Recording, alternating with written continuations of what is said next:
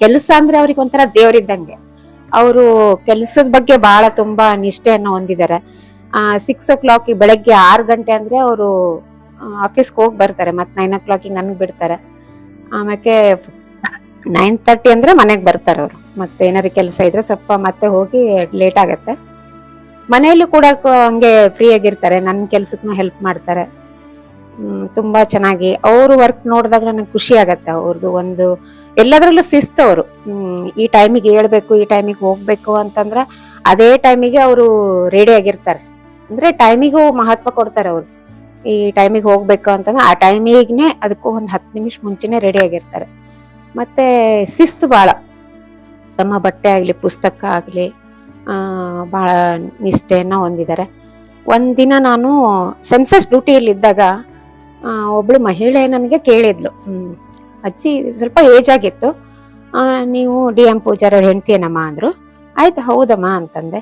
ಯಾಕೆ ಅಂತಂದ್ರ, ನಿಮ್ಮ ಮನೆಯವ್ರ ನೋಡ್ಕೊಂಡು ನನಗೆ ಬಹಳ ಬರ್ತಿದಪ್ಪ, ಪುಣ್ಯ ಬರ್ಲಿ ನಿಮ್ಗೆ, ಬಹಳ ನನ್ಗೆ ಕಷ್ಟದಲ್ಲಿದ್ದವ್ರಿಗೆ ಸಹಾಯ ಮಾಡಿದ್ದಾರೆ. ನನ್ ಕೇಸ್ ಇತ್ತು, ಒಂದ್ 5 ಪೈಸನೂ ಅವ್ರು ತಗೊಳ್ಳಿಲ್ಲ, ಬೇಡಮ್ಮ ಅಂತ ಹೇಳಿದ್ರು. ನನ್ಗೆ ಅವಾಗ ಹೆಮ್ಮೆ ಅನಿಸ್ತು, ನನ್ನ ಗಂಡನ ಬಗ್ಗೆ ನನಗೆ ಹೆಮ್ಮೆ ಅನಿಸ್ತು. ಯಾಕಂದ್ರೆ ನಾವು ಕೆಲಸ ಮಾಡೋದಕ್ಕಿಂತನೂ ಇನ್ನೊಬ್ರಿಗೆ ಹೆಲ್ಪ್ ಮಾಡ್ತಾ ಇದ್ದೇವಲ್ಲ ಅನಿಸ್ತು. ಈಗ ಸಂಬಳ ಸ್ಯಾಲ್ರಿ ಎಲ್ಲ ಅದು ಎರಡನೇ ಮಾತು. ಇನ್ನೊಬ್ರಿಗೆ ನಾ ಜನರಿಗೆ ಒಂಥರ ಸೇವೆ ಮಾಡ್ದೆ ನಂಗೆ ಅವಾಗ ಖುಷಿ ಹೆಮ್ಮೆ ಅನಿಸ್ತು ಅವ್ರ ಬಗ್ಗೆನೂ. ಅಂದ್ರೆ ವರ್ಕ್ ಬಗ್ಗೆನೂ ಹಂಗೆ ಇದಾರೆ. ಅಂದ್ರೆ ಬಡ ಜನರಿಗೆ ಕೂಡ ಅವರು ಸಹಾಯ ಮಾಡೋದೆ, ಅದಕ್ಕೆ ದುಡ್ಡಿನ ಅಪೇಕ್ಷೆ ಏನು ಇಲ್ಲ ಅವರಿಗೆ. ನಾನೇ 1-2 ಸಲ ಅಂತ ಮತ್ತು ಮನೆಗೆ ಬಂದು ಎಷ್ಟೋ ಜನನು ಕೂಡ ರಾಜಿ ಮಾಡ್ಕೊಳ್ರಿ ಕೆಲವೊಂದು ಕೇಸ್ನಲ್ಲೆಲ್ಲ ಅನ್ಕೊಂಡಾಗ, ಇಲ್ಲ ನನ್ನ ಕ್ಲೈಂಟಿಗೆ ನಾನು ಅನ್ಯಾಯ ಮಾಡೋದಿಲ್ಲ ಅಂತಾನೂ ಹೇಳಿದಾರೆ. ಅದು ಒಂಥರ ಖುಷಿ ಅನ್ನಿಸ್ತೆ. ಅವ್ರ ಕೆಲ್ಸದ ಬಗ್ಗೆ ನನ್ಗೆ ಖುಷಿ ಅನ್ನಿಸ್ತೈತೆ. ನನ್ನ ಕೆಲ್ಸದ ಬಗ್ಗೆನೂ ಅವರು ಸ್ವಲ್ಪ ಹೆಲ್ಪ್ ಮಾಡ್ತಾರೆ. ಏನಾದ್ರು ಲೇಟ್ ಆಯ್ತಂದ್ರ ಹಂಗೆ ಹಿಂಗೆ ಅವ್ರು ಮಾಡ್ತಾರೆ. ಅವ್ರ ಫ್ಯಾಮಿಲಿಯಲ್ಲೂ ಹಂಗೆ ಇದಾರೆ. ನನ್ನ ಪಪ್ಪನ ಬಗ್ಗೆ ಹೇಳ್ಬೇಕಂದ್ರೆ ಆಲ್ವೇಸ್ ಸಪೋರ್ಟಿವ್. ಎಂದು ಒಂದ್ ದಿವ್ಸಾನು ನನಗೆ ಇದು ಮಾಡು ಅದು ಮಾಡು ಅಂತ ಎಂದು ಆರ್ಡರ್ ಮಾಡಿಲ್ಲ. ನಾನು ಇಷ್ಟ ಬಂದಾಗ ಏನ್ ಮಾಡ್ಬೇಕಂತ ಅದೀನೋ ಅದನ್ನೇ ಮಾಡಂತೆ ಯಾವಾಗ್ಲೂ ಹೇಳಿದ್ದಾರೆ. ಮತ್ತೆ ನಾನ್ 10th ಆದ್ಮೇಲೆ ಏನ್ ಮಾಡ್ಬೇಕಂತ ನನಗೆ ಕ್ವಶನ್ ಮಾರ್ಕ್. ಸೊ ಅವರೇ ಗೈಡ್ ಮಾಡಿದ್ದು, ಹಿಂಗೆ ಹಿಂಗೆ ಮಾಡು ಅಂತೇಳಿ. ಮತ್ತೆ ನನಗೆ ಯಾವತ್ತೂ ಫೋರ್ಸ್ ಮಾಡಿಲ್ಲ, ಈ ಕೋರ್ಸ್ ಮಾಡು, ಸೈನ್ಸ್ ಮಾಡು, ಕಾಮರ್ಸ್ ಮಾಡು ಅಂತ ಎಂದೂ ಹೇಳಿಲ್ಲ. ನಾನೇ ಸೈನ್ಸ್ ತಗೊಂಡು ನಾನೇ ಯಾವಾಗಲೂ ಹಿಂಗೆ ಮಾಡಿದ್ದೆ. ಸೊ ನಾನು ನೀಟ್ ಮಾಡ್ತೀನಂತೆ ಪಪ್ಪಗೆ ಹೇಳಿದೆ. ಆಲ್ವೇಸ್ ಸಪೋರ್ಟಿವ್ ಆಗಿದ್ರು. ಈಗ ಮತ್ತೆ ಆನ್ಲೈನಲ್ಲೂ ಕೋಚಿಂಗ್ ಇಲ್ಲ, ಅವರೇ ಕೊಡಿಸಿದ್ದಾರೆ.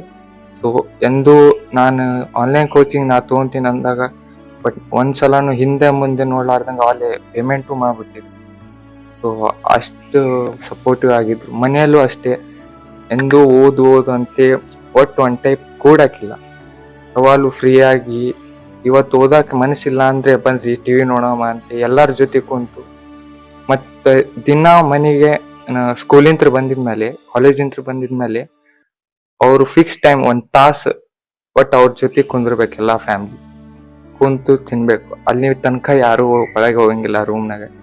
ಸೊ ಅದೊಂದು ಕಂಡೀಷನ್ ನಂಗೆ ಭಾಳ ಇಷ್ಟ ಆಗಿತ್ತು. ಆಮೇಲೆ ಕೋರ್ಟ್ನಲ್ಲಿನೂ ನನಗೆ ಭಾಳ ರೆಸ್ಪೆಕ್ಟ್ ಮಾಡ್ತಾರೆ. ಅವ್ರಿಗಲ್ಲ, ನನಗೂ ಸರ್ ಅಂತ ಎಲ್ಲಾರು ಕರೀತಾರೆ. ನಂಗೆ ಭಾಳ ಹೆಮ್ಮೆ ಆಗುತ್ತೆ. ನಮ್ ಪಪ್ಪನ್ ಬಗ್ಗೆ ಹೇಳೋದಾದ್ರೆ ಅವ್ರದ್ದು ಬಹಳ ಒಂದು ಕನಸಿತ್ತು. ಅವ್ರಿಗೆ ಆಕ್ಚುಲಿ ಗೊತ್ತಿರ್ಲಿಲ್ಲ ಇಂಥದ್ ಮಾಡ್ಬೇಕು ಅಂತದ್ ಮಾಡ್ಬೇಕಂತೆ.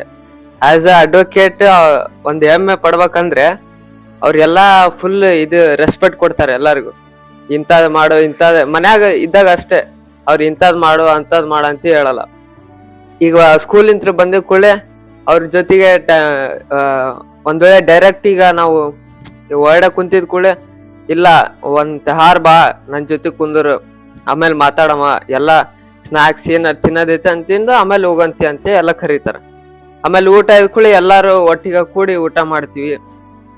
ಈಗ ನಮ್ಮ ಪಪ್ಪನ ಅವ್ರ ಜೂನಿಯರ್ಸ್ ಬಗ್ಗೆ ಹೇಳೋದಾದ್ರೆ ಅವ್ರದ್ದು ಈಗ ನಾವು ಕೋಟಿಗೆ ಹೋದ್ ಕೂಡಲೇ ಅವ್ರು ಫುಲ್ ರೆಸ್ಪೆಕ್ಟ್ ಕೊಡ್ತಾರ ನಮಗಂತೆಲ್ಲ ಅವ್ರಿಗೆ ಕೊಡ್ತಾರೆ. ಆದ್ರೆ ನಮಗ್ ಯಾವಾಗ ಹೋಯ್ದ ಕೂಡ ನಮಗ್ ರೆಸ್ಪೆಕ್ಟ್ ಆಗಿ ಕರೀತಾರೆ, ಬರ್ರಿ ಎಲ್ಲಾರಿಗೂ ಇದು ಕುಂದ್ರಿ ಅಂತೆ. ಈಗ ಅವ್ರದ್ದು ಊರಿಗೆ ಆ ಪರ್ಸ್ಪೆಕ್ಟಿವ್ ಒಡೆ ಊರಿದ್ ನೋಡಿದ್ನಂದ್ರೆ ಅಲ್ಲಿ ಊರಿಗೆ ಹೋದ್ ಕೂಡ ಬಹಳಷ್ಟು ಫೆಸ್ಟಿವಲ್ ನಡೀತಾವ್. ಅವ್ರು ಹೋಗಿದ್ ಕೂಡ ನಮ್ಮನ್ನು ಕರೀತಾರೆ.